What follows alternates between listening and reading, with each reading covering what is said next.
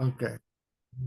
Believe it or not, I'm consider myself to be somewhat of a farmer or vegetable dietitian. So you guys are amazing. I mean, amazing. So I'm really your book, Drink Your Garden.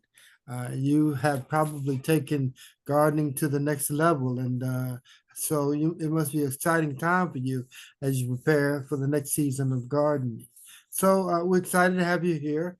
And so for people who are and do garden, they would love to hear your story. So Belinda and with the Belinda Yep. Kelly and Venice Cunningham, please, please, please, it's your floor. Tell us about it. Yeah, well, even if you don't garden, you probably drink things, right? We all have to drink something every day. Mhm. And so our book that we recently wrote, and really what our company has been about since the beginning, with a lot of different variations of that between hospitality, a packaged good product, and now a cookbook, is all about drinking your garden. So um, our mission really is to take the farm to table movement, the way that we historically ate, and then has been kind of reprised by people like Edna Lewis and Alice Waters and some other, chefs, then really trying to be closer to our food. We're trying to do that now with drinks as well, because I think it's the last place that people hesitate to make that connection, right? You'll open up like a plastic thing of tea and then you'll like make this really nice salad, right? And it's like that process of making drinks for yourself from scratch, of taking the time and the intention to make something special for yourself, a little bit of a moment every day. And sometimes people use it as like a meditation or, just a way to share with others and be hospitable. That's really important in our lives. So that's really what we do. So I'm Belinda Kelly. I'm the bartender of the sister duo, and this is my sister Denise. I'm Denise and I farm. So we are on 10 acres, so not a large farm, but and we are really only farming crops because we also raise livestock, but on about an acre. So it's not a ton. And everything that I grow on the farm or in my garden area is grown with the intention that it will go into a drink. We also have a tasting room, so some of our stuff does get made into like a sauce or a spread because we serve sandwiches. So a lot of like pesto and chimichurri and things like that. But we also make a syrup. So I am, Belinda does all of our recipe development and I do all of the production in our little commercial kitchen down, we're at the base of Mount Rainier in Washington State. And so we have this little kitchen with a really big kettle, and we make a whole lot of simple syrups out of that. And you can use the simple syrups for drinks, but also for baking and for cooking. We make salad dressings out of them. So they're really intended to be the base that kind of encourages you to explore from there. It's basically a natural way of extracting a lot of flavor from the fruits, the herbs, the flowers, the vegetables, whatever it is that we're growing on the farm, and concentrating it into something that is shelf stable without a lot of preservatives. So we're not adding any chemical preservatives in there. It's just the acidity of the fruit or the sugar or whatever that's actually doing the shelf stable processing. And that's really important to us as moms, and as people who are trying to live as healthfully as we can these days. If you have to have a convenient product, if you have to have something packaged, we're going to try to, make the best version of that we can. But then with the book, that really evolved from our desire to be like, okay, we'll sell you a bottle of syrup. That's, how we're paying our bills and everything. But we really want to share this. We want to share with people how to live a better life and do that through this other piece of their day. Like we all have to drink and water gets boring, right? So, we wanted to bring that piece of like sharing that knowledge in. And that's what this book is really about. In the book, it's organized by section when it starts with teaching you how to grow a cocktail garden or how to use seasonal ingredients, maybe from your local farmer or a farmer's market or your grocery store, as small down to as, like a porch or a kitchen windowsill herb garden. Those are, small changes that anyone can make to have this piece and have something fresh and natural that they grew in their lives. And it's really hard to describe that feeling of satisfaction you get when you do that and how it changes what you eat, but it really does. I mean, if you've ever had, chickens and got your first egg, you probably know what that feels like. Or whether you're doing the gardening piece or not, then you can move on to the crafting. And so the crafting sections are divided into, spirits, shrubs, bitters, tinctures. There are things that if you're going for a really like holistic, maybe you have like a vegan lifestyle, maybe you have, different kinds of like health concerns that you're trying to do. There's recipes for that, but then there's also recipes for really fun cocktails because since the beginning of humankind, we've wanted to alter consciousness in some way.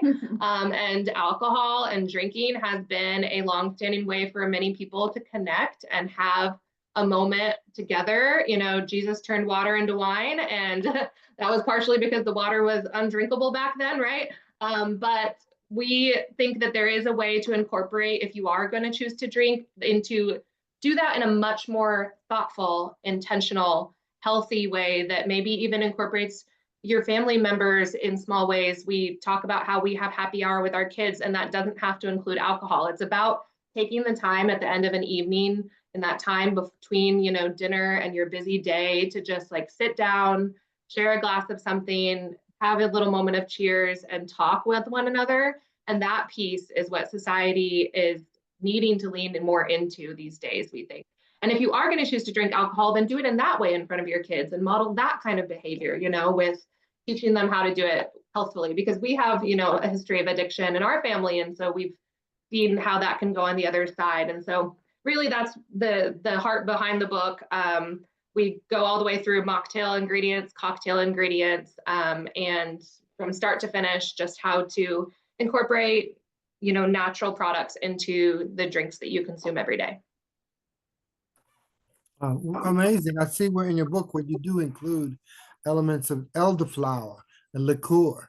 I mean, and there was another recipe for rum, but this is not made rum. This is mixed with your own favorite, I guess, rum, if you will. I guess that was. I see.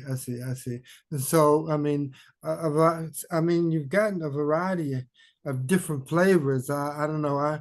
I've got blueberries growing, and I've planted and harvested blueberries, and blueberries have a huge, vast array of different recipe options, especially when it comes to syrups and things like that. It's just amazing. I mean, and jams, and so it's an amazing book. I mean, an opportunity for you to produce and share with our audience. If you find yourself outdoorsy and you like foods grown on your own, and I love to grow my own food. I mean, it's just amazing when you can. A friend of mine is starting to garden, and they were talking about growing something. And tomatoes is a very easy start. Tomatoes you can start growing from in your backyard, and you'd be surprised the benefit with tomatoes that you can get. But so I mean, your book is amazing. It gives many people an opportunity to experience what different food options look like. And so what I guess I'd be curious about for you is that how long have you been doing this, and what brought about your curiosity with exposing your foods or developing that?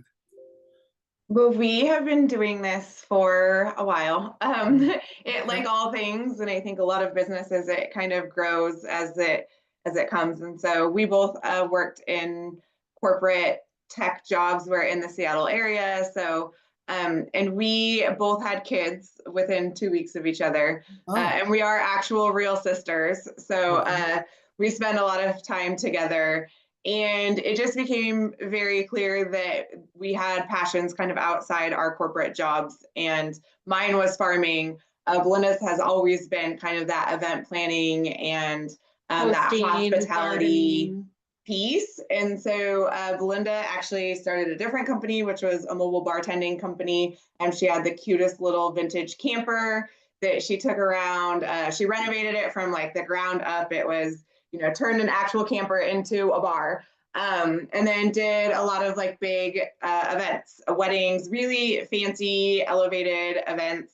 And so in that same vein, she was like, I love farm to table, and I want to bring that to the drink scene. And so I had a farm, And it's hard to oftentimes buy herbs and edible flowers from a farmer's market because, most farmers are growing vegetables and bringing those to market and spending their time, especially the smaller farmers around us, spending their time pricing that and doing that. There's not a huge market for edible flowers. And so it was hard to source those at the scale that she needed for a large event. And so she asked me to throw some herbs and edible flowers into the ground, and I did, and it turned out that I wasn't too bad at growing them. And pretty soon I had way too many herbs and edible flowers than I could do anything with. And she was using a very, very tiny fraction of them.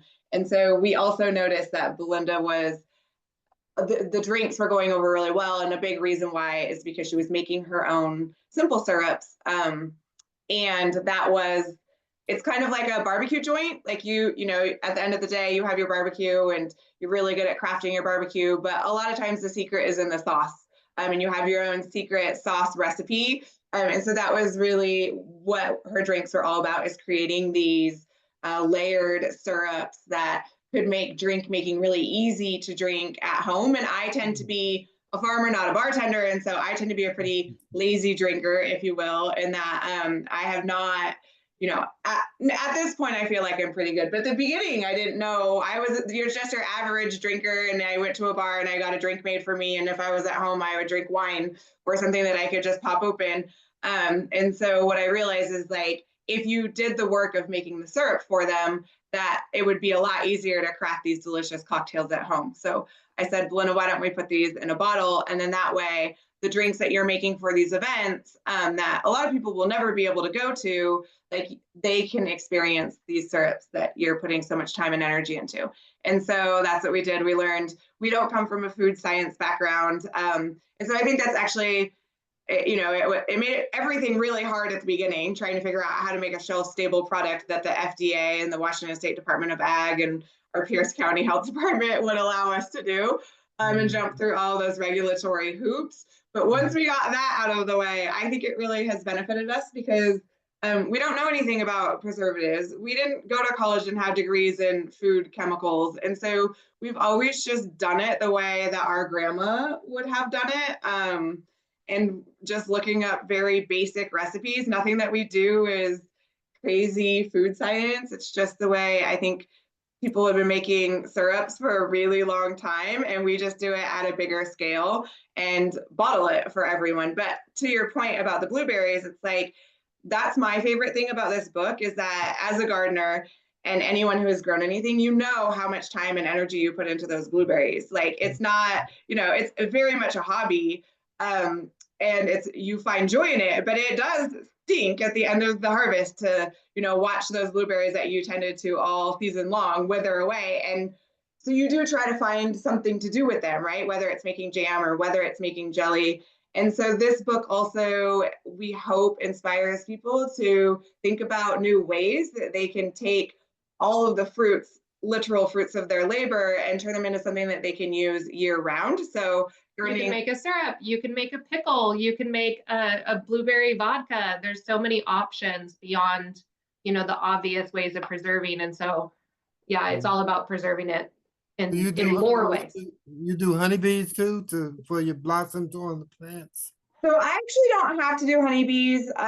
We have a really good honey farmer that we have a really close relationship with. And so if we ever need honey, that's where we get our honey. But I actually have, part of the reason is because I have beehives all around us. We're in a pretty rural area. And so many of my neighbors have hives and they all come to my yard.